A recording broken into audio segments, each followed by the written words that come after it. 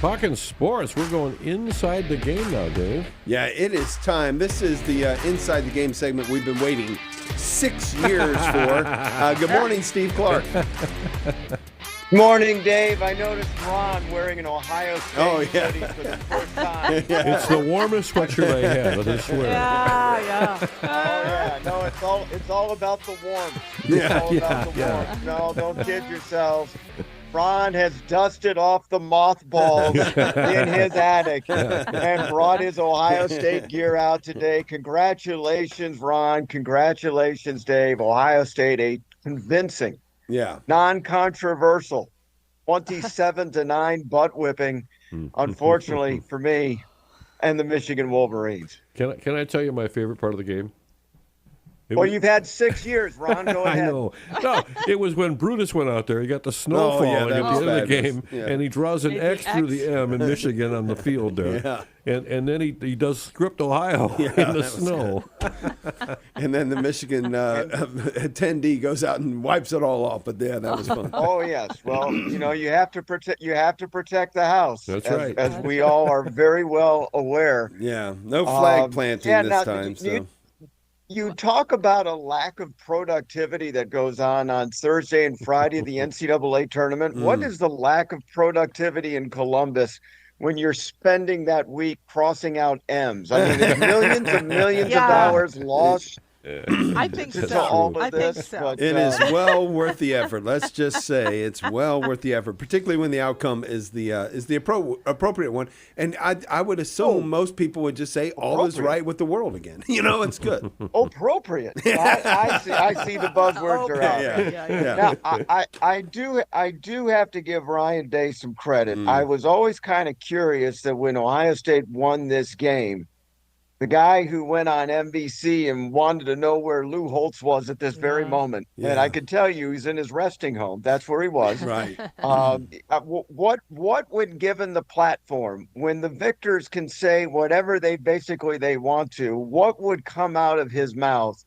And he took the high road. Yeah, he did. Yeah. He had two different instances where he could have really opened it up and, talked about a number of things that have been weighing on his mind. But he chose, in his words, humility. And I think he actually did that. So, there'll probably be a time and a place for people without humility. Those people are talking heads like me and scribes that will say it for him. But in the moment, I will give Ryan Day credit. And what I loved about that game, Steve, is it was consequential, right? Every time the Michigan-Ohio State game has some consequence to it. I love it when we go in 1-2 and it decides who's going to the national championship game back in the day, who's going to win the Big Ten. Those are the memories we have of that game, right? And so I want every single time that we play Michigan to be a big, big game. That was the time of the 10-year war, especially with Bo versus Woody from 1969 to 1978. And there isn't another Big Ten matchup that has decided the Big Ten, championship representative. We now have a Big Ten conference championship game to which Ohio State will be playing Indiana in Indianapolis this Saturday. But no two teams and no two other matchups have, decided the Big Ten more than Michigan versus Ohio State. And Michigan certainly had some playoff hopes that were alive if they could get the victory and make it 5 straight. And it would have been Michigan's longest winning streak against Ohio State in about 100 years if they were able to pull it off. Michigan had a good start, but ultimately Ohio State, they did a number of things. Time of possession, 40 minutes to 20 minutes. The defense for Michigan hardly putting any pressure at all on Julian Sayin.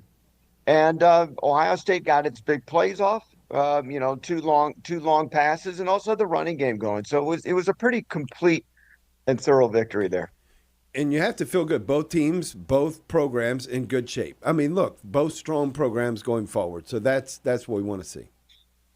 Well, as usual, though, whenever you lose a game, everybody feels like you should fire the head coach and forget all the things that they did in the past. It's like, the guy was 9-0 against somebody, but if you lose the next one, his time is over. Speaking of time being over, go ahead, Pat. Oh, no, I was just going to ask real quick, when will we know if Notre Dame gets in the playoffs?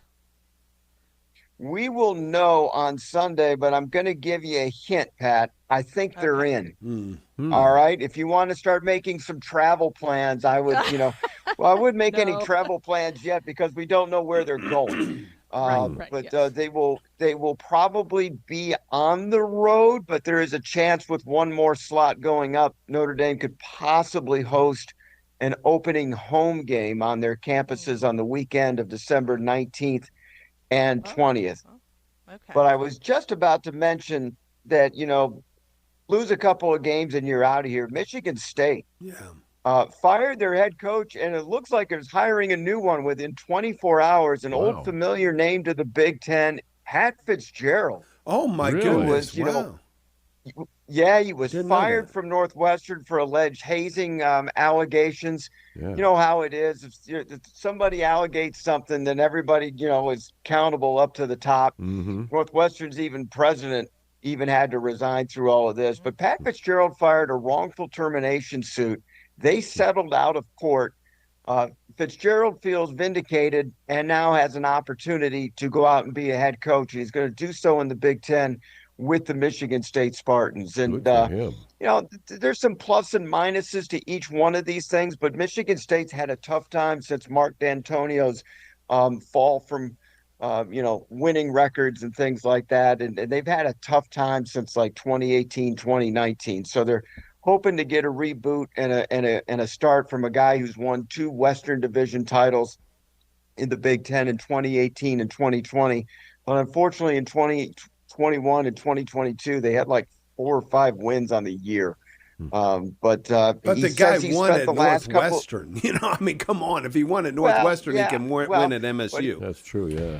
He won at Northwestern. We'll see if he can win MSU. I think a big thing that they're going to have to do is get the donors back. They've got to be able to get the donors back, and we'll see how that goes. I've always rooted for the Spartans. Sloopy, hang on. It's just a football game, guys. Get over it. Hang on, Sloopy. Sloopy, hang on. Thank you, Steve. We're gonna have we'll talk to you Monday. All right, very good. Enjoy the. I feel like for our Michigan fans, I should start seeing "Hail to the Victors." Oh yeah, we are up in Michigan. You know, there you go.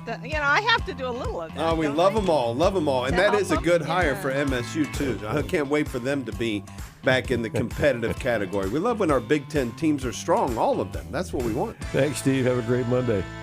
Bye, Steve. You too.